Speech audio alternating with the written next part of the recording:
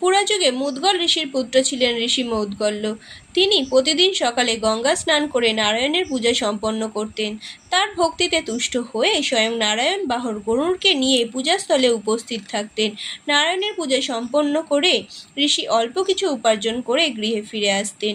একদিন তার স্ত্রী তাকে বললেন, আপনি নারায়ণের পূজা করেন, তার সাথে কথা বলেন, কিন্তু আপনি কখনো জানতে চাননি আমরা এত দরিদ্র কেন? পরদিন যখন বিষ্ণু ঋষির সামনে উপস্থিত হলেন, তখন ঋষি প্রভুর পায়ে প্রণত হয়ে জিজ্ঞাসা করলেন, হে প্রভু, কেন আমরা অনাহারে জীবন অতিবাহিত করছি?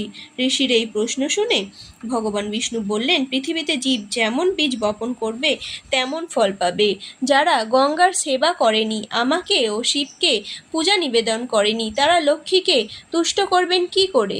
হে ঋষি, তুমি কোনোদিনও ব্রাহ্মণকে কিছু দান করনি, আমাকেও পুজোর ফুল ছাড়া আর কিছু অর্পণ করনি। যে কেবল নিজে উপার্জন করে অন্ন প্রস্তুত করে, সে একজন দানী জীবের সমান হতে পারে না। ধরিত্রীতে সৃষ্টি কুশ দিয়ে তুমি ধর্মকাজ সম্পন্ন করছো।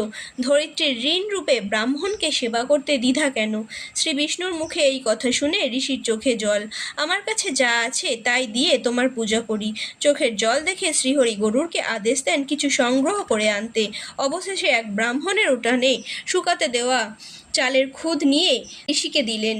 সেই খুদ ঋষি ভগবানকে অর্পণ করলেন। এরপরে ঋষি গৃহ অভিমুখ হতেই শ্রীহরি বিশ্বকর্মাকে আদেশ দেন তার গৃহ প্রাসাদে পরিণত করতে। ঋষি ভাবলেন, কেবলমাত্র খুদ দান করেই এত সম্পদ প্রাপ্তি।